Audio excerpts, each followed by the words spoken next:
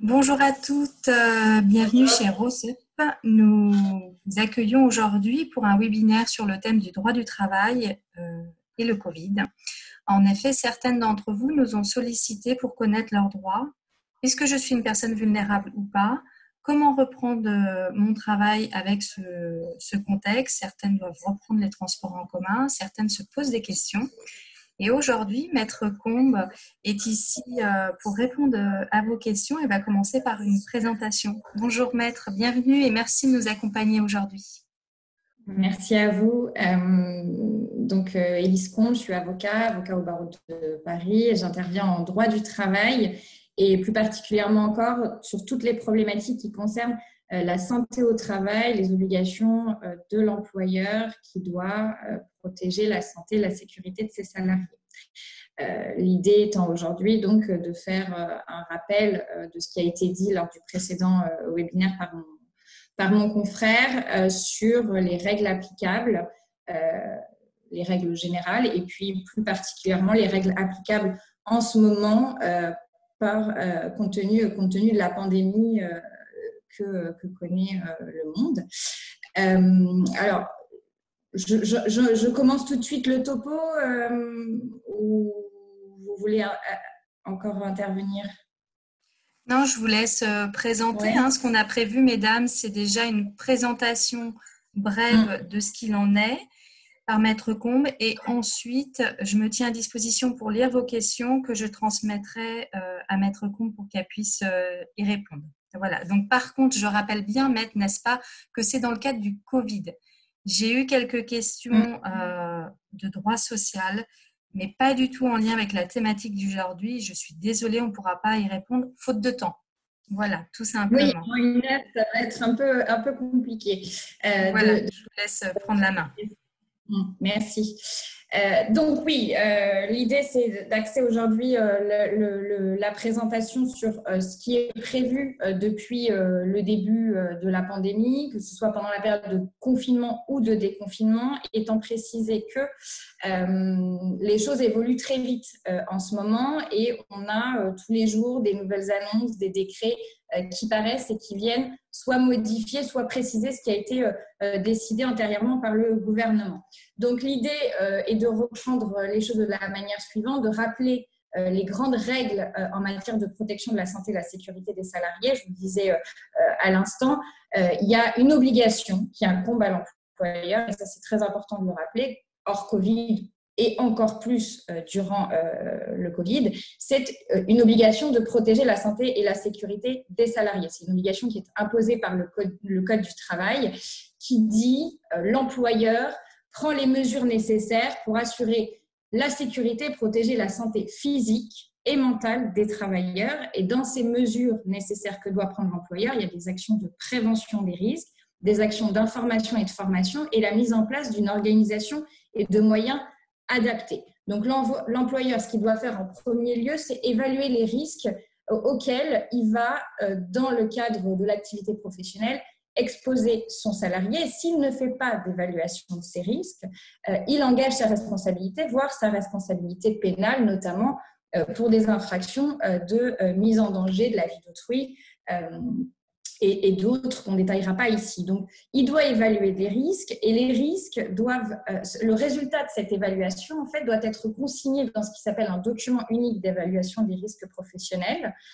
Ça vaut même hors Covid. Et ce document doit être actualisé ensuite tous les ans et également, et c'est ce que prévoit le Code du travail, à l'occasion de certains événements particuliers comme l'épidémie qui a touché la France et plus généralement le monde.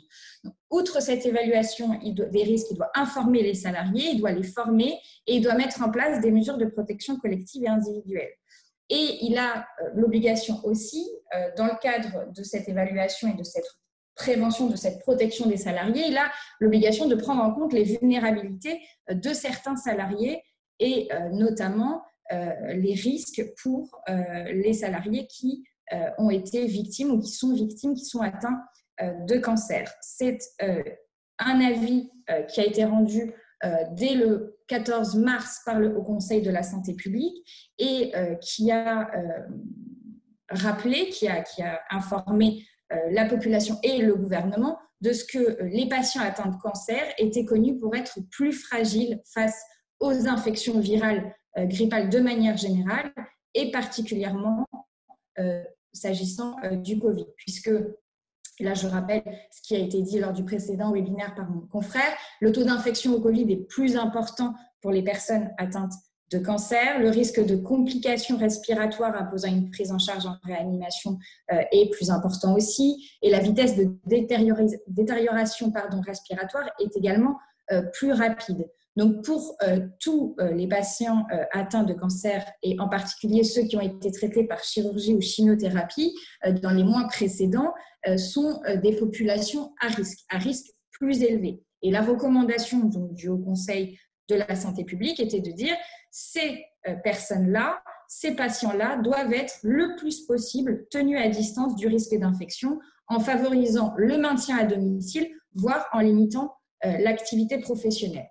Donc, c'est sur la base notamment de cet avis qu'un dispositif dérogatoire a été mis en place pour ces patients à haut risque pendant la phase de confinement. Donc, je ne vais pas trop m'étendre dessus parce qu'on est passé sur une seconde phase là, depuis le mois de mai.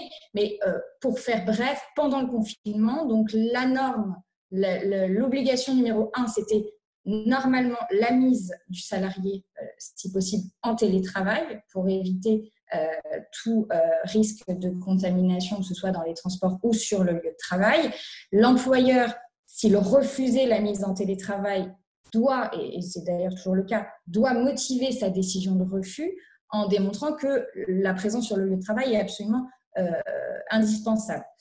Ensuite, le gouvernement a pris des décrets pour permettre une prise en charge plus facile par l'ACPAM des personnes atteintes de cancer, des personnes partageant le même domicile qu'une personne dite donc vulnérable. Et ça, c'est tout ce qui a été donc détaillé la dernière fois et c'était ce qui a été mis en place pendant le confinement. Donc, c'est un décret du 16 avril 2020 qui a détaillé les mesures de prise en charge. Sur cette prise en charge, justement, donc, durant le confinement, et cette prise en charge par la CPM au titre d'un arrêt maladie dérogatoire, les salariés percevaient une indemnisation donc, au titre de la maladie, donc les indemnités journalières de la sécurité sociale, qui leur assuraient 90% de leur salaire brut, et ce qui a été donc, dérogatoire par rapport à ce qui est normalement et en principe le cas, c'est l'absence de délai de carence pour percevoir les indemnités journalières, le versement d'un complément par l'employeur sans condition d'ancienneté et aucune condition relative à la durée d'activité du salarié. Donc ça, c'est ce qui était valable pendant le confinement. À l'issue du confinement, un nouveau décret est paru pour prévoir ce qui allait se passer ensuite au moment où les entreprises allaient commencer à reprendre un peu plus d'activité. Et vous avez un décret du 5 mai 2020 qui, toujours sur la base des avis du Haut Conseil, a redéfini ce qui était les personnes qui étaient considérées comme des personnes vulnérables, à savoir les personnes qui étaient âgées de 65 ans et plus. Au départ, on avait parlé de 70, le décret prévoit 65 ans et plus. Les personnes qui ont des antécédents des problématiques cardiovasculaires, les personnes atteintes de diabète, les personnes qui présentent des pathologies chroniques respiratoires, évidemment, qui présentent également des insuffisances rénales, et des personnes atteintes de cancer évolutif sous traitement hors hormonothérapie, et les personnes atteintes d'une immunodépression congénitale ou acquise, notamment sous chimiothérapie anticancéreuse, etc. Donc, vous avez tout qui est parfaitement défini dans le décret, que je pourrais communiquer si nécessaire et si besoin. Qui est donc Maître, juste pour reprendre, pour être sûr que les femmes ont bien compris, les personnes vulnérables aujourd'hui, c'est les personnes sous chimiothérapie, les personnes touchées par un cancer métastatique, les personnes immunodéprimées. Voilà. Et les personnes avec un cancer en hématologie. En revanche, Ouais. On reprécise et on l'appuie bien parce que cette question nous a souvent été demandée. L'hormonothérapie, c'est un traitement après le traitement de la tumeur. Donc, c'est un traitement préventif qui est donné. Et donc, du coup, les femmes sous hormonothérapie ne sont pas considérées par le décret comme personnes vulnérables. Exactement. On est bien d'accord, hein. C'est une question qui revient souvent. Donc, je me permets de bien revoir Oui. avec vous pour que les femmes puissent cibler. Donc, ne sont pas visées voilà, par le décret toutes les personnes sous radiothérapie et hormonothérapie, le traitement qui est prescrit pour éviter, qui peut être prescrit durant de nombreuses années pour éviter les récidives. Donc, ces personnes-là ne sont pas visées par le décret. Voilà. Donc, les personnes dont je citais auparavant et qui sont, elles, visées par le décret, qui, encore une fois, s'est inspiré en fait de l'avis du Haut Conseil de la santé publique, ces personnes-là ont basculé au 1er mai en activité partielle. L'idée, c'était que durant la phase du confinement, ces personnes-là étaient prises en charge par la sécurité sociale et donc, le décret du 5 mai a mis fin au versement dérogatoire des indemnités journalières aux salariés en arrêt de travail liés à la crise sanitaire à compter du 1er mai. Et depuis cette date, quel que soit le début de l'arrêt, ces salariés-là ont basculé dans le dispositif de l'activité partielle et sont également concernés les personnes donc, et celles cohabitant avec des personnes considérées vulnérables et définies par le décret. D'accord, c'est très bien que vous le précisiez parce qu'effectivement, on a Stéphanie qui nous a posé la question dans ce sens-là, qui avait du mal à comprendre à quel moment c'était la sécurité sociale qui prenait en charge, à quel moment c'était au titre du chômage partiel. Donc, vous venez d'y répondre, il y a eu un changement au 1er mai. Voilà. Et alors, ce changement s'est opéré de manière en principe automatique. Après, bon, il y a toujours quelques petites difficultés. Mais l'idée, c'était que les salariés qui étaient en état dit de vulnérabilité compte tenu de leur état de santé et leurs proches devaient remettre à leur employeur un certificat d'isolement.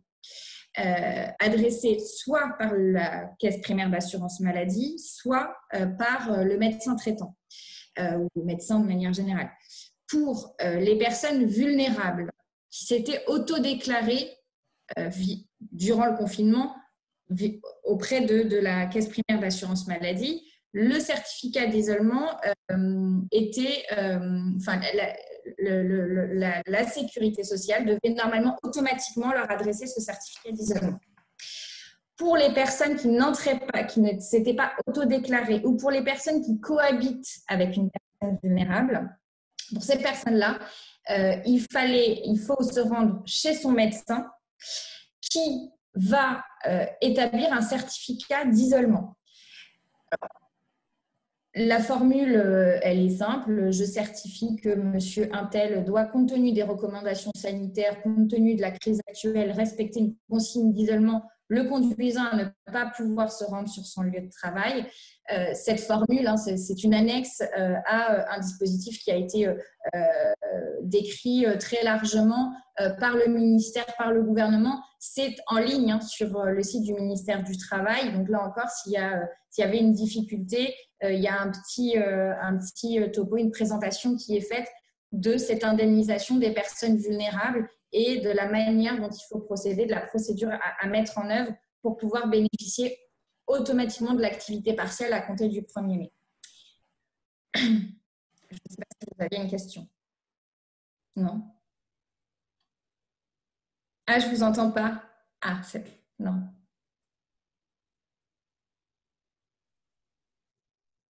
Voilà, excusez-moi. Pour vous laisser pleinement la parole, j'avais coupé le son. Donc, on a cette question de cette personne. Alors, attendez, je me remets dessus.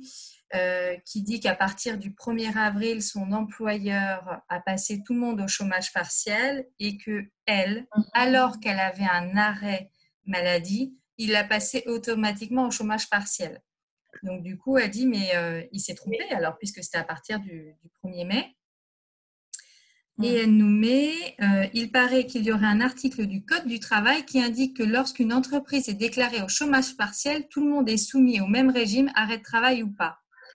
Donc, qu'est-ce qui prime, le Code du travail ou l'arrêt Covid? Je pense que c'est une question de date, mais je vous laisse répondre. Oui, c'est ça. En fait, je ne comprends pas bien parce que donc, si je lis la question de Stéphanie, donc en avril, j'étais en arrêt maladie, mais mon employeur m'a payé en chômage partiel car il a basculé l'entreprise en chômage partiel. Ouais, il y a eu une difficulté aussi qui a été liée au fait qu'en théorie, en effet, le Code du travail prévoit que dans le cadre de l'activité partielle, l'employeur en fait doit évaluer le nombre de salariés en chômage partiel. On ne pouvait pas individualiser l'activité partielle. C'est un peu compliqué le régime de l'activité partielle, mais dans un premier temps, tout le monde, normalement, quand une entreprise cessait son activité, tous les salariés devaient pouvoir bénéficier de l'activité partielle. Ensuite, le gouvernement a rétropédalé et a indiqué qu'il était possible d'individualiser l'activité partielle. C'est-à-dire, je peux mettre certains salariés en activité partielle, d'autres pas. Pour d'autres, je peux alterner une semaine de télétravail, une semaine d'activité partielle, une semaine de télétravail, une semaine d'activité partielle, etc. Ce que je ne comprends pas, ce qui me paraît bizarre sur le cas de Stéphanie, c'est que en avril, si elle était en arrêt maladie, en théorie, elle ne devait pas être au chômage partiel, elle devait être prise en charge au titre de l'arrêt maladie. C'est ça qui Sachant que l'arrêt maladie, financièrement, était plus avantageux. En plus, puisque c'est ce que j'allais aborder ensuite, l'indemnisation de l'activité partielle. Donc, je vous le disais tout à l'heure, l'arrêt maladie, l'indemnisation du salarié, elle est à hauteur de 90% de sa rémunération brute. En activité partielle, en revanche, l'indemnité, elle est à hauteur de 70% du salaire brut pour les salariés, ce qui est équivalent à 84% du salaire net et 100% du salaire brut pour les salariés qui sont rémunérés en revanche au niveau du SMIC. Avec donc cette petite évolution depuis hier, mais qui n'impacte pas les salariés comme on se le disait tout à l'heure. Au départ, sur le régime d'activité partielle, donc l'employeur verse une indemnité aux salariés, une indemnité horaire qui n'est pas soumise à charge et qui donc permet d'assurer aux salariés 70% de sa rémunération brute, soit 84% du net. Et l'employeur percevait un remboursement de l'État à hauteur de 70%. Donc, en fait, il était totalement remboursé et c'était une prise en charge par l'État. À compter du 1er juin, c'est ce qui a été annoncé hier, ce remboursement, cette prise en charge par l'État passera à 60%. Donc, ça n'impacte pas l'indemnisation du salarié, on est bien d'accord. Le salarié continuera à être indemnisé à hauteur de 70% de son salaire brut et 100% de son salaire brut pour les personnes au SMIC. En revanche, l'employeur ne se verra pas intégralement remboursé et la conséquence peut être le refus, dans certains cas, de la mise en activité partielle, puisque l'employeur va devoir débourser un peu d'argent, du coup. Voilà. La contrepartie, oui, la toute petite différence avec les indemnités journalières de la sécurité sociale, la prise en charge par la CPM, entre prise en charge CPM, donc on a 90%, prise en charge activité partielle, on a 70%. En revanche, lorsqu'un salarié est en activité partielle, il capitalise des congés payés. Ces périodes-là lui permettent de capitaliser des congés payés, ce qui n'est pas le cas quand on est en arrêt de travail pour maladie, sauf certaines conventions collectives extrêmement favorables, mais voilà, on ne capitalise pas des congés, alors que dans le cas de l'activité partielle, oui. D'accord. Sur le chômage partiel, Voilà. Donc, sur le chômage partiel, vous évoquez que c'était une prise en charge à hauteur de 70%. On a entendu 84% à une période. Oui, alors c'est 70% du brut, soit 84% du net. D'accord. Donc, ça à repréciser. Toutes les informations que vous venez nous donner, elles sont valables pour tout type de régime, pour les salariés, pour les personnes de la fonction publique? Alors, elles sont valables donc, pour les salariés, alors, les agents de la fonction publique, c'est un peu particulier. En revanche, ce qui est sûr et ce qui est dans le décret, c'est que tous les travailleurs non salariés, donc les indépendants, donc les travailleurs indépendants, les artistes-auteurs, les stagiaires de la formation professionnelle, les agents non titulaires de la fonction publique, les gérants de société, enfin voilà, toute personne à son compte qui ne fait pas partie du régime général. Pour on peut rester, ce sera toujours une prise en charge par la CPM, ce qui est un peu logique, puisque quand on est son propre employeur, on est à son propre compte, il n'y a pas de prise en charge aussi de l'activité partielle. Donc là, pour ces personnes-là, c'est donc le décret 2020-520. Je me permets de donner les numéros parce qu'on trouve ces décrets assez facilement sur Légifrance. D'accord. Donc c'est un site à bien garder en mémoire. Voilà. Sur Légifrance, même taper dans une barre Google décret numéro 2020-520 du 5 mai 2020. En fait, il ne faut pas mettre uniquement la date parce qu'il y en a tellement eu ces derniers jours que le décret du 5 mai, il y en a sur plusieurs sujets différents. Mais donc 2020-520, c'est ce décret-là, d'accord. Et en ce moment, les articles, les textes de loi sont jamais très digestes et très amusants à lire, mais pour ce qui est de la partie réglementaire, les décrets, c'est relativement court, c'est 2-3 articles et on a des définitions très précises de qui a droit à quoi. Donc, du coup, ce décret, Stéphanie pourrait le prendre parce que je vois que son employeur lui a opposé le code du travail, mais il ne devait pas avoir connaissance de ce décret. C'est possible, oui. Alors, comme vous dites, il y a eu beaucoup de décrets qui sont intervenus ces derniers temps. Si on n'a pas une veille en place dessus, si on n'a pas des personnes connaisseuses en la matière, c'est un peu difficile de s'y retrouver. Nous-mêmes, chez Roseup, nous faisons appel à des avocats du droit du travail. Donc, et pour nous, c'est très compliqué. Alors, il y a certains employeurs qui se moquent un peu et qui se fichent un peu de tout et qui ne font pas très attention. Maintenant, pour le coup, en ce moment, c'est vrai que c'est très compliqué parce que même pour des juristes avertis, avocats, etc., là, on a une avalanche d'ordonnances et de décrets en 1 mois et demi, avec évidemment des choses qui en pratique sont très difficiles à appliquer.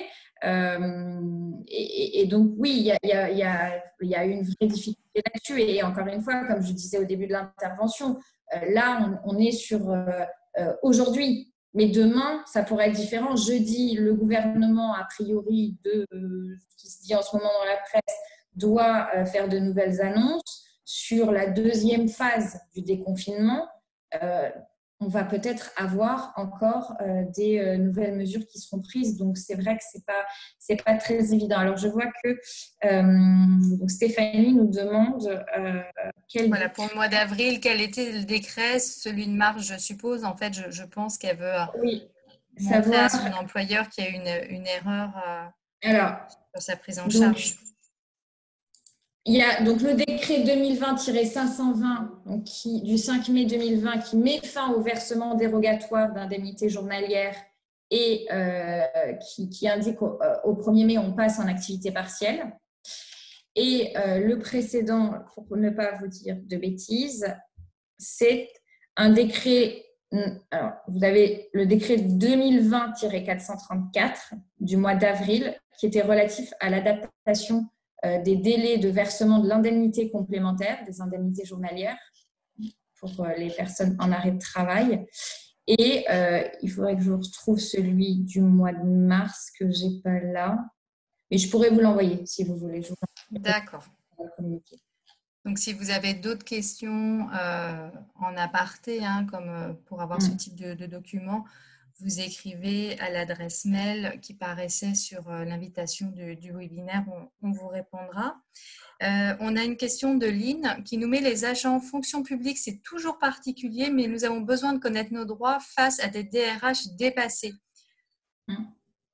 Où un agent peut se renseigner pour avoir la bonne information. C'est vrai que sur les maisons roses, je vous rappelle qu'il y a une maison rose à Paris, une à Bordeaux, c'est des questions qui sont récurrentes. Les fonctionnaires ne savent pas toujours où se renseigner, n'ont pas toujours la bonne information et ont parfois, comme disait Lynn, des DRH complètement dépassés. Et comme là, ça a été une crise sanitaire, il y a eu beaucoup de choses à gérer. Les décrets tombent vraiment très régulièrement. Donc, comment faire le tri, comment savoir? C'est d'autant plus compliqué, en effet, pour le droit de la fonction publique. Moi, je n'interviens pas habituellement en droit de la fonction publique, donc je ne vais pas dire de bêtises, ça ne sert à rien. Tout ce que je peux vous dire, c'est que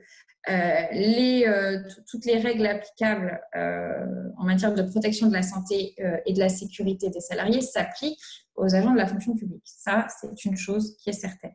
Maintenant, sur les textes applicables, il faut reprendre les décrets aussi pour voir si on inclut ou sont exclus les agents de la fonction publique. Vous pouvez aussi aller sur le site du ministère du Travail qui prévoit notamment ce qui se passe pour les agents. Parce que le problème des agents de la fonction publique, c'est que ce n'est pas un statut... c'est très hétéroclite. Vous avez les agents contractuels, les agents titulaires, ceux qui sont sous contrat de droit privé, les autres. Donc voilà, c'est assez compliqué de répondre là de manière très très claire. Mais sur, pour le coup, le site du ministère du Travail qui est actualisé tous les jours en ce moment et le site du ministère de la fonction publique, il y a des informations, des sources d'informations qui peuvent éclairer les agents. Et puis après, j'imagine que les RH sont débordés, etc. Mais il y a la possibilité... Alors, pas forcément débordés, mais dépassés. C'est-à-dire qu'il y a eu tellement de décrets de modification que du coup, on voit le cas de Stéphanie qui, elle, est salariée, où visiblement, il y a une confusion entre les termes. Donc voilà, je comprends que certaines veulent vérifier l'information. Après, le site que vous évoquiez sur le ministère du Travail, effectivement, moi j'y vais régulièrement pour mon équipe salariée et c'est vrai que c'est une bonne lecture, hein, il y a souvent plusieurs pages, mais c'est vraiment détaillé profession par profession, hein, vraiment là-dessus, je trouve qu'il est assez bien fait. Oui, pour le coup, il a été. Pour le coup, j'étais pas très très fan du site du ministère du Travail avant, mais c'est vrai que depuis le début de la crise Covid, c'est actualisé très régulièrement avec des questions-réponses très simples par thème. Que ce soit comme la protection de la santé des salariés, le télétravail. Après, il y a des dossiers un peu plus étayés sur toute la mise en place justement de l'activité partielle, etc. Mais c'est vraiment actualisé presque tous les jours. Et ça, dès qu'il y a un changement, un nouveau décret, c'est actualisé très régulièrement. Avait été mis en ligne aussi et réactualisé, alors pas dernièrement, mais qui le sera très probablement la semaine prochaine en fonction des annonces de jeudi, le protocole national de déconfinement, qui était très, très précis sur les mesures qui devaient être mises en œuvre, sur ce que l'employeur avait le droit de faire, ce qu'il pouvait faire et ce qu'il n'avait pas le droit de faire aussi. Et donc ça, c'est assez intéressant. Et je vous invite pour le coup à aller visiter, enfin aller lire cette documentation qui est relativement bien faite et je trouve pas trop indigeste pour des non-juristes. D'accord. Maître Combe, j'avais une question. On a parlé du chômage partiel. Ça s'applique uniquement si le télétravail ne peut pas être mis en place. Oui. Alors, on est bien d'accord que finalement, si votre employeur vous dit « Madame, on va réorganiser les choses, vous allez travailler à partir de votre domicile en télétravail », du coup, on ne peut pas aller voir son médecin pour avoir ce fameux certificat et être au chômage partiel, ça sera rejeté. La priorité, elle est bien donnée au télétravail de toute façon.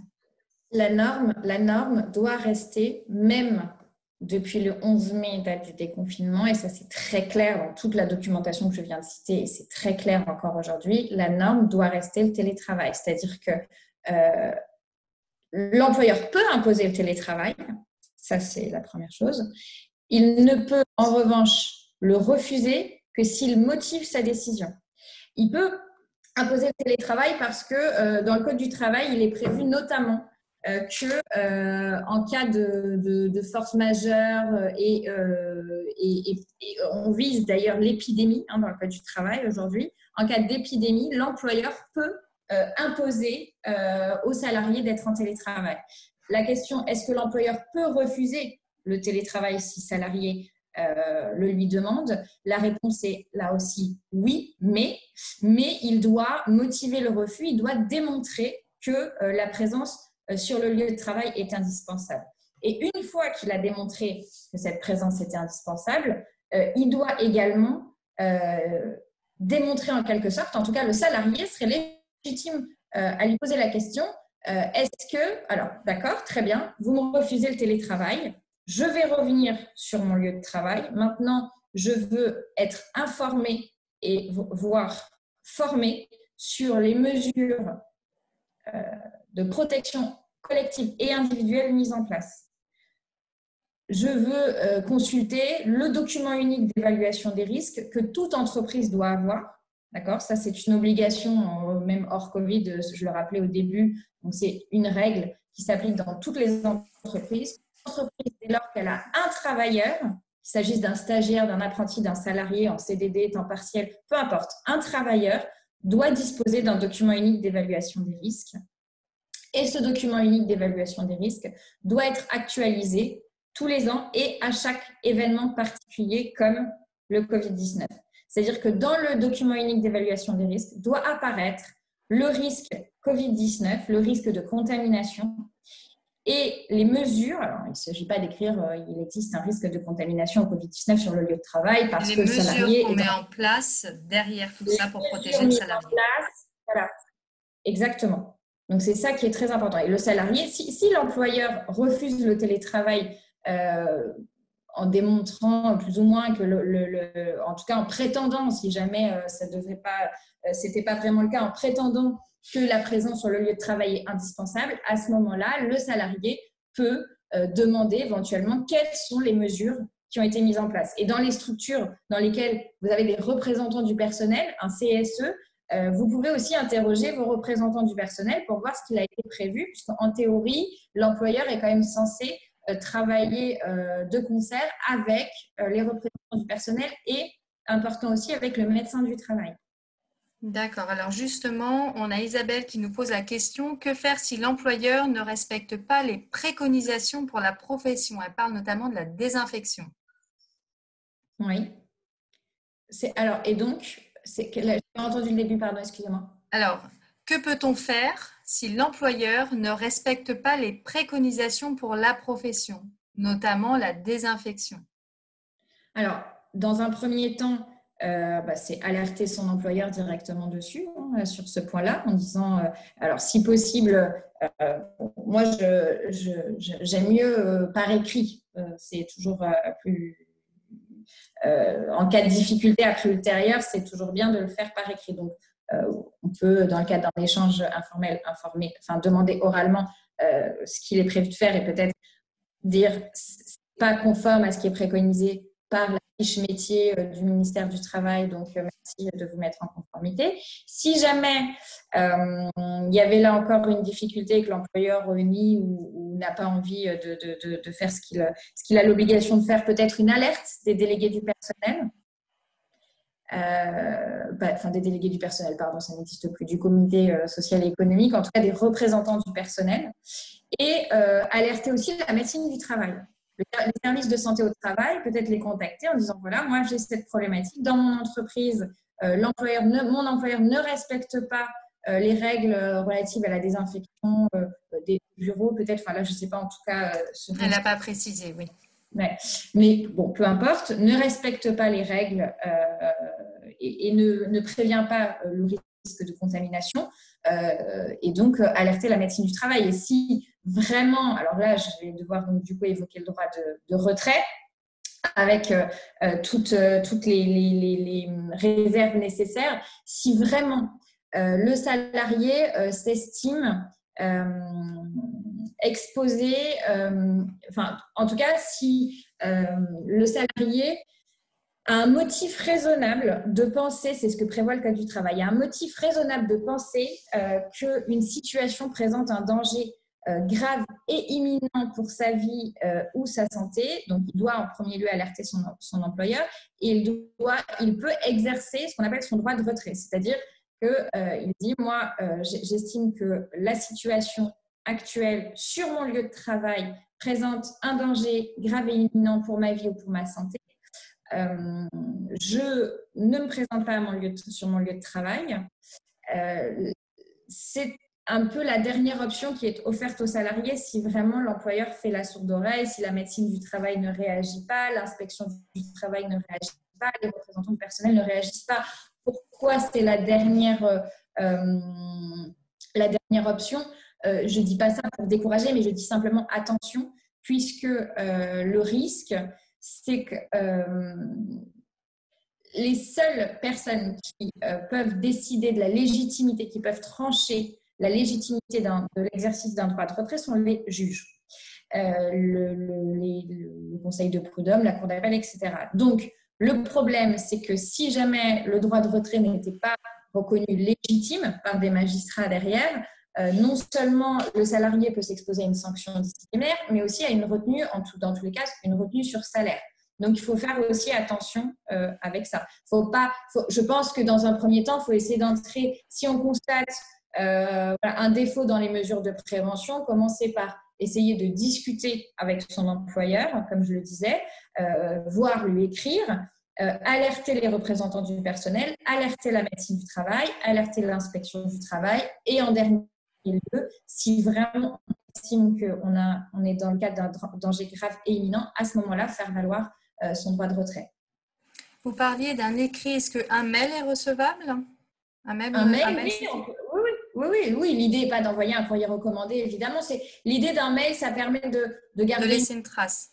De dire, je vous ai alerté, vous n'avez toujours rien fait. Et puis aussi de dire à la médecine du travail à ce moment-là, je l'ai alerté oralement, il a fait la sourde oreille. J'ai adressé un mail pour avoir des informations sur les mesures de prévention à mettre en place, etc. Je n'ai pas de retour de mon employeur. Qu'est-ce que je peux faire? Et là, le médecin du travail va peut-être, normalement, contacter l'employeur. Il y a aussi l'inspection du travail. Et en interne, encore une fois, les représentants du personnel, quand la structure en est dotée, ça c'est leur rôle aussi. Ils ont un rôle, les représentants du personnel, dans tout ce qui est protection, prévention de la santé des salariés. Et du coup, si un salarié cherche toutes ces informations, tous ces numéros de téléphone, où est-ce qu'il les trouve? Les délégués les représentants du personnel, pardon, je vais y arriver, a priori, c'est un affichage obligatoire dans Voilà, l'entreprise. donc il y a un affichage obligatoire, on le rappelle aux femmes, parce que quand on n'en a pas besoin, on ne fait pas attention forcément à ces données-là et des fois on passe devant sans même s'en apercevoir. Et il y a des panneaux d'affichage obligatoire dans toute entreprise, peu importe le secteur. Souvent, on va mettre ça dans une salle de repos, dans la salle du personnel. Quand il n'y a pas de salle dédiée comme ça, peut-être dans le coin repas, mais cherchez un panneau. Voilà, il y a toujours un panneau qui informe et c'est vrai que souvent, ils se fondent avec le paysage tant qu'on n'en a pas besoin. Donc, à savoir, vous avez le numéro de la médecine du travail dessus, comme vous avez le numéro des pompiers, vous avez le numéro auquel voilà, vous devez avoir accès. Nous avons une autre personne qui a un cas qu'on ne m'avait pas encore présenté. Elle a bien été mise en télétravail et finalement, son employeur lui demande de revenir sur le site parce qu'il trouve que techniquement, ça ne fonctionne pas bien, qu'elle a trop de déconnexion. Alors ça, je l'ai pas eu, mais effectivement, si... je pense que si elle ne peut pas se loguer à son poste de travail qui a beaucoup de déconnexion, il n'y a peut-être effectivement pas d'autre solution que de retourner au travail. Si la présence, encore une fois, est indispensable sur le lieu de travail, oui. Après, il faut voir pourquoi ça ne fonctionne pas. Si c'est parce que je sais pas, l'ordinateur de cette salariée... Maître, je reviens. En fait, j'ai mal exprimé la question parce que Stéphanie me reformule sa question. Elle dit non, c'est ce qu'on lui a évoqué pour pas la mettre en télétravail, qu'il y avait trop de déconnexion et que ça fonctionnait pas bien techniquement. Voilà. Et que du coup, elle n'a même pas eu le temps d'essayer, alors qu'à la maison, elle a bien un lien, enfin, elle a bien un accès à Internet et ce qui est nécessaire. Voilà. Alors après, ça, je pense que Maître Combe n'est pas en charge de la technique et ne saura pas répondre. Par contre, il faut savoir que quand vous avez un ordinateur et que vous travaillez, vous avez souvent accès à un serveur et que pour avoir accès à ce serveur à distance, c'est encore autre chose et qu'il faut que ça soit mis en place par l'entreprise. Donc peut-être que ce n'était pas mis en place et ça peut être mis en place sur un poste, je ne sais pas, sur les postes de commerciaux, mais pas sur les postes des personnes qui vont gérer la maintenance alors qu'ils ont aussi un ordinateur pour rentrer les données. Donc, souvent, on appelle ça des accès VPN. Voilà, il y a des accès connexion à distance et des fois, ce n'est pas installé sur les ordinateurs parce que ça n'a pas été conçu comme ça, parce qu'à l'origine, il n'y avait pas besoin. Donc, il y a peut-être ça aussi. Peut-être que votre collègue, elle a pu être en télétravail parce que c'est une administrative et qu'elle fait déjà du télétravail et que vous et une autre de votre collègue, vous n'avez pas pu être mise en télétravail parce que finalement, ce fameux accès à distance n'est pas mis en place sur vos postes. Et peut-être que votre employeur n'a pas souhaité le mettre en poste parce que ça marche déjà pas très bien avec le voisin qui l'a. Donc ça, c'est vraiment de la technique et là-dessus, on ne pourra pas vous en dire plus. Voilà, ça, c'est assez particulier. Voilà. Oui, alors, juste pardon, du coup, si jamais, donc, on n'a pas les détails et en effet, exactement. Stéphanie, c'était juste pour donner un exemple. Alors, si jamais il y a cette difficulté-là, que l'employeur autorise certains salariés à être en télétravail et d'autres non en invoquant le fait que ça ne fonctionne pas, etc. Bon, déjà, nous, on n'est pas là en mesure, enfin, ici, là, tout de suite, de dire ça fonctionne, il n'a pas de raison de refuser, on n'en sait rien. Mais si vraiment elle sent qu'il y a une difficulté et que c'est pour l'embêter, on va dire, dans ces cas-là, peut-être encore une fois écrire à l'employeur en disant vous avez autorisé monsieur ou madame X à exercer en télétravail et pas moi. Merci de motiver votre refus, puisque ça, c'est une obligation de l'employeur de motiver son refus, et pas uniquement oralement en disant non, je veux que tu reviennes parce que ça marche pas bien, la technologie, j'ai pas confiance, il y a trop de déconnexion, etc. Il doit le forcer à motiver par écrit, ce qui pourra, si nécessaire, encore une fois, s'il devait y avoir un litige derrière, servir. Voilà. Alors, Stéphanie, elle pense que c'est plutôt pour une raison financière. Maître, j'aurais une question. Est-ce que quand on est en télétravail, l'employeur est obligé de fournir un ordinateur à son salarié ou ils peuvent vous dire, voici vos mots de passe et puis vous allez vous loguer à partir de votre ordinateur personnel? Alors là, on est encore une fois dans des règles un peu particulières en ce moment, compte tenu de l'urgence, etc., et de la manière dont les choses ont été mises en œuvre. En théorie, il est quand même préférable que l'employeur fournisse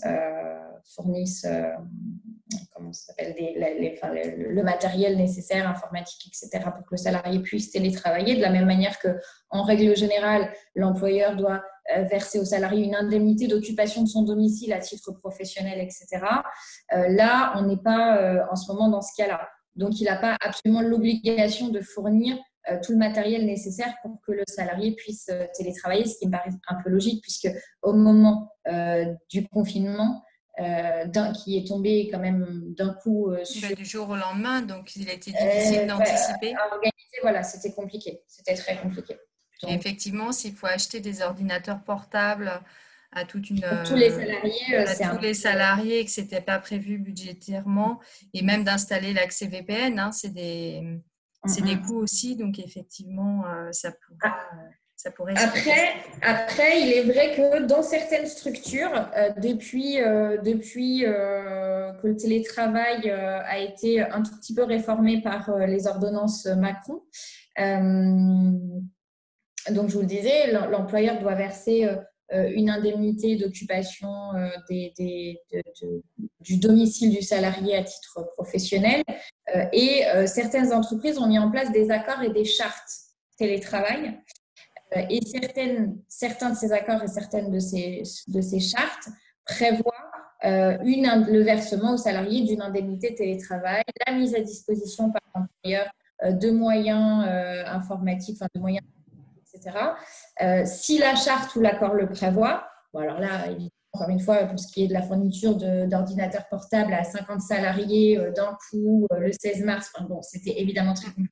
Mais il faut aussi se renseigner sur l'existence d'un accord ou d'une charte télétravail dans son entreprise, parce que ça, c'est un peu comme l'affichage obligatoire, ce qu'on disait tout à l'heure. On passe devant, on sait même plus qu'il y en a un. Donc voilà, se renseigner sur ce point-là, encore une fois, si nécessaire, auprès des représentants du personnel, pour voir ce que prévoit cette charte.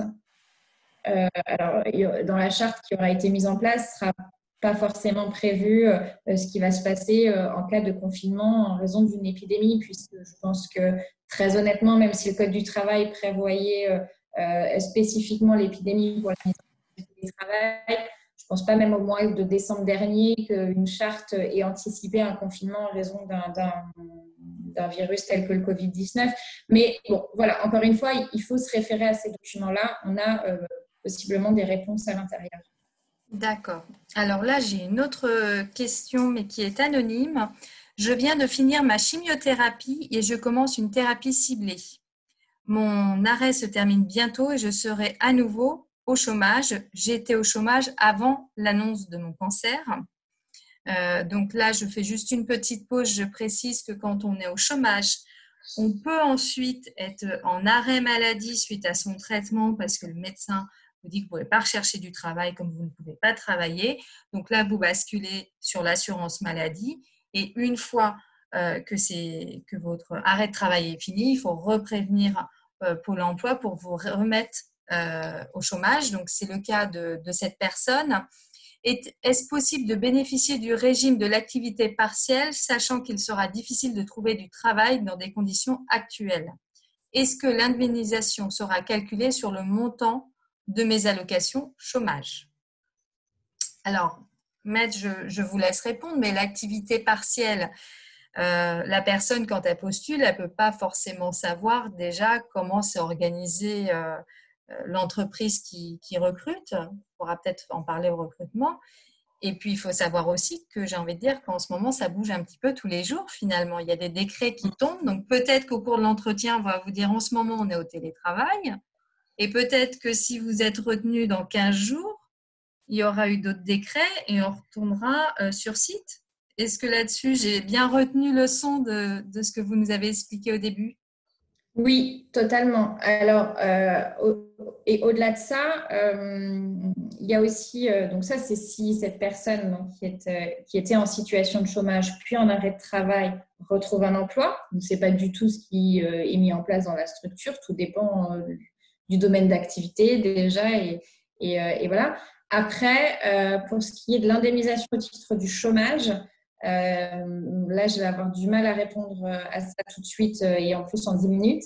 Mais en réalité, il était prévu avant la crise sanitaire une réforme de l'assurance chômage et enfin, en tout cas, l'entrée en vigueur de la réforme de l'assurance chômage. Tout a été suspendu compte tenu du confinement et de la crise sanitaire. Et je sais, alors il faudrait le revérifier, mais que les durées d'indemnisation chômage a priori, sont allongées de la durée de l'état d'urgence, sous toute réserve, encore une fois, à revérifier. Je pourrais revérifier ça et vous envoyer. Oui, et pour toutes celles qui ont besoin d'avoir réponse à cette question, hein, je vous rappelle, vous écrivez sur la boîte mail qui était notée sur le webinaire, donc aurélie.benoîtgrange@maisonroseparis, ou sinon vous allez sur le site de la Maison Rose Paris, puisqu'aujourd'hui c'est nous qui gérons cette animation et vous nous posez la question, on reviendra vers vous. N'hésitez pas. Mais effectivement, j'ai entendu la même chose, mais on en revient à la même problématique que c'est une situation d'urgence, c'est une situation de crise sanitaire et vraiment les choses évoluent. C'est d'ailleurs pour ça qu'il y avait un webinaire sur le droit du travail il y a 15 jours, 3 semaines et qu'on en a remis un là parce que voilà, beaucoup de choses changent et voilà, on essaie de suivre et de vous donner l'actualité la plus récente et la plus fraîche. Une dernière question, maître. Certaines personnes ont beaucoup de transports en commun, ne sont pas considérées comme vulnérables, n'ont pas d'autres moyens de locomotion et du coup se retrouvent très angoissées par la prise des transports. Voilà, certaines ont des temps de transport d'1 heure, 1 heure et demie. Voilà, elles ne savent pas trop quoi faire. Il y en a pour qui le métier est manuel, donc vraiment, ça ne peut pas être du télétravail. Quand il y a cette angoisse sur le temps de trajet, est-ce qu'il y a quelque chose qu'on peut leur suggérer? Comment on peut les renseigner, les accompagner? Pour le coup, c'est toujours un peu compliqué puisque l'employeur est responsable de la santé et de la sécurité du salarié à partir du moment où il met le pied dans l'entreprise. Donc, après, c'est encore une fois, éventuellement dans le cadre d'une discussion avec l'employeur. Ce qu'a dit le gouvernement, c'est que lorsque les trajets en transport en commun étaient longs, compliqués pour les salariés, le télétravail restait recommandé, que l'employeur devait prendre en compte ces situations de salariés qui habitent et particulièrement en région parisienne, on le sait, puisqu'il y a voilà, quand on habite en banlieue ou en banlieue un peu éloignée, qu'on est contraint d'utiliser un Transilien, un RER pour se voir un métro ensuite, voire encore un bus derrière pour se rendre sur son lieu de travail. Oui, c'est une petite balade davantage. Oui, voilà, c'est ça. Ça peut être un peu long, surtout quand les transports dysfonctionnent. Donc, du coup, voilà, c'est une exposition au risque supplémentaire. Je pense qu'encore une fois, il faut essayer de régler cette problématique en bonne intelligence, en discussion avec son employeur qui connaît, bon après, c'est toujours pareil, hein, la société, l'entreprise ne peut pas non plus, elle va s'adapter au maximum à la situation du salarié. Mais bon, voilà, on est encore une fois dans une situation qui est très compliquée, qui est très particulière, qui est aussi, il ne faut pas l'oublier, compliquée pour les entreprises, hein, puisque le but, c'est quand même d'essayer de sauvegarder l'entreprise pour éviter une fermeture et donc des pertes d'emploi derrière. Donc, bon, voilà, il faut essayer de discuter, il faut essayer de s'entendre, il faut essayer de raisonner son employeur si besoin, sachant que et c'est ce que je disais au tout début, au-delà de l'obligation qui incombe à l'employeur de protéger la santé physique des salariés, notamment face au risque de contamination par le Covid-19. Mais encore une fois, on est dans un contexte très particulier puisque le Covid-19 n'est pas que dans l'entreprise, il est absolument partout. Il est absolument partout. En tout cas, on peut être contaminé en allant courses, en prenant les transports, en allant au travail, mais même en étant en télétravail, en allant uniquement faire ses courses, malheureusement, on peut avoir des cas de contamination. Donc, l'employeur, il a l'obligation de protéger les salariés dans l'entreprise. Il a l'obligation de protéger la santé physique, mais aussi la santé mentale. Et donc, normalement, doit être aussi intégré dans le document UNISC tout ce qui est risques psychosociaux, donc état de stress, lié justement à ce Covid-19 aussi, parce que au-delà du risque de contamination physique et de contamination, on a tous les à côté, le stress du confinement, le stress du déconfinement et en ce compris le stress de prendre les transports en commun pour se rendre sur son lieu de travail. Donc, il y a aussi peut-être une possibilité de jouer sur cet aspect-là auprès de l'employeur en disant mais moi j'ai un bus à prendre, un RER, un métro, 2 métros derrière et même si j'ai un masque, même si j'ai du gel hydroalcoolique, ça me crée une situation d'angoisse, alors que je pourrais travailler de chez moi en étant en plus plus productif, plus efficace, parce que j'économiserai 2 heures de trajet aller-retour pour aller au travail. Est-ce que c'est pas une option, voire éventuellement à mettre en place un télétravail alterné, c'est-à-dire une semaine où je viens 2 jours, je suis 2 jours en présentiel dans l'entreprise, présente dans l'entreprise, et les 3 autres jours en télétravail. Voilà, faut essayer le plus de composer, quoi. Les aménagements donc, peuvent être possibles et donc ce qui est bien de préciser, hein, c'est que le chômage partiel, il peut être aussi pas uniquement total. Donc comme vous dites, ça peut être une journée en entreprise, le reste en télétravail ou une semaine sur 2. Mais ça, voilà, faut en discuter avec son employeur. Une dernière question, maître, pour conclure. Est-ce que l'employeur a l'obligation de fournir des masques, du gel à son salarié pour effectuer ce fameux trajet? L'obligation sur le trajet, non, c'est mieux. Voilà, je ne vous cache pas que moi, quand je travaille avec des employeurs pour la reprise de l'activité, je prévois dans le document unique d'évaluation des risques la mise à disposition pour les salariés, enfin, les encourager au maximum à ne pas utiliser les transports en commun quand c'est possible, mais c'est plus facile en province qu'en région parisienne, et la mise à disposition de masques. C'est pas en soi une obligation pour l'employeur de fournir des masques dès lors que on n'est pas dans l'entreprise. Même dans l'entreprise, l'obligation de fourniture des masques, on va dire, n'est vraiment obligatoire qu'à partir du moment où les mesures de distanciation sociale ne sont pas Respecté. Je trouve que bon, là, en ce moment, on a quand même la majorité des entreprises, et heureusement, qui fournissent des masques à leurs salariés. Mais si on ne croise personne, qu'on est enfermé dans un bureau toute la journée seul, en soi, oui, il n'y a pas de raison. Ouais, voilà. D'accord, surtout que ça tient un peu chaud et ça fait couler le maquillage, moi j'ai remarqué. En plus. Mais non, mais alors, je voulais juste revenir sur un élément que vous avez dit juste avant. Attention quand même, il n'est pas possible de cumuler. Alors, on peut être alternativement en activité partielle, en télétravail, en activité partielle, en télétravail, une semaine, une semaine, une semaine. En revanche, il n'est pas possible de cumuler les deux parce qu'on a remarqué ça des salariés en activité partielle, mais à qui l'employeur demande de travailler en réalité. Oui, quand on est au chômage, on est au chômage.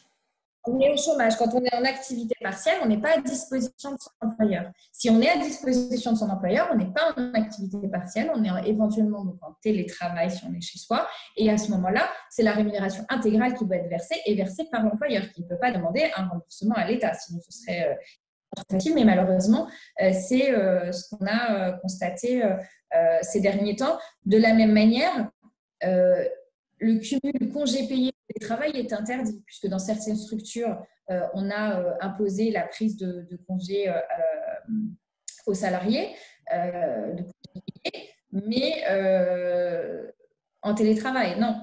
Quand on est en congé payé, quand on est en activité partielle, on ne travaille pas. On n'est pas à disposition de l'employeur, on n'est pas tenu de répondre à cette sollicitation. Alors après, justement, quand vous parlez de ça, maître, une question auquel je n'avais pas pensé.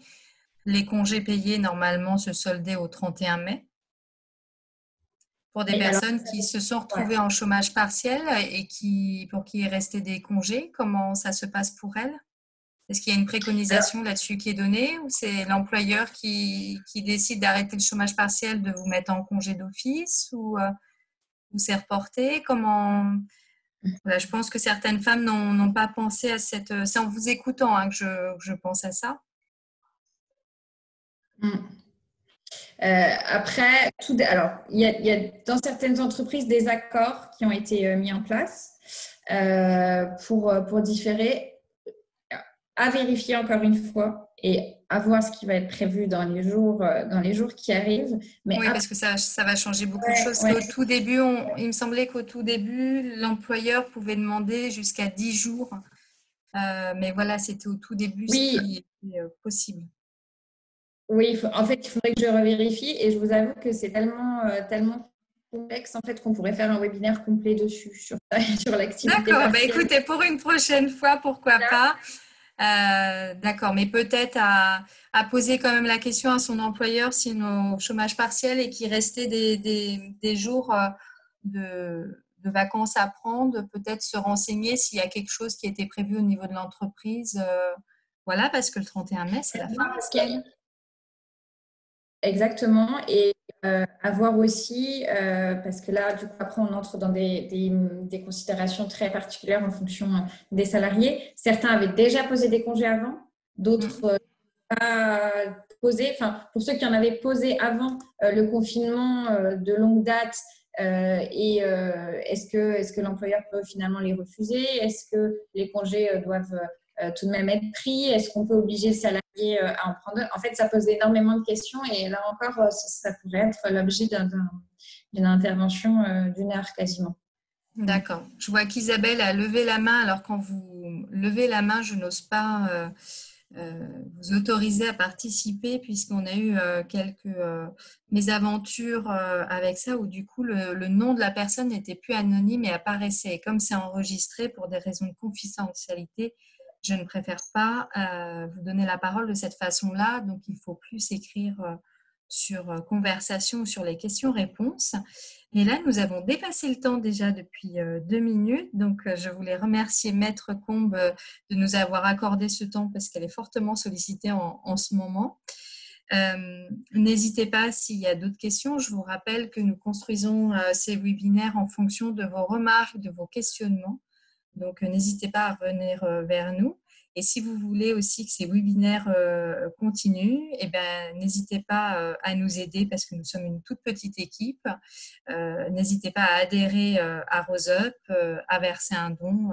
Voilà, toute aide est la bienvenue. Maître Combe, merci. Donc, s'il y avait des questions, n'hésitez pas à le mettre sur la boîte contact de la Maison Rose Paris ou sur l'adresse qui figurait au webinaire. Et du coup, on vous fera un retour par rapport à ce qu'a dit Maître Combe. Maître Combe, bon après-midi. Mesdames, bon après-midi. Merci à vous aussi. Et à très bientôt. Au revoir. Merci, au revoir.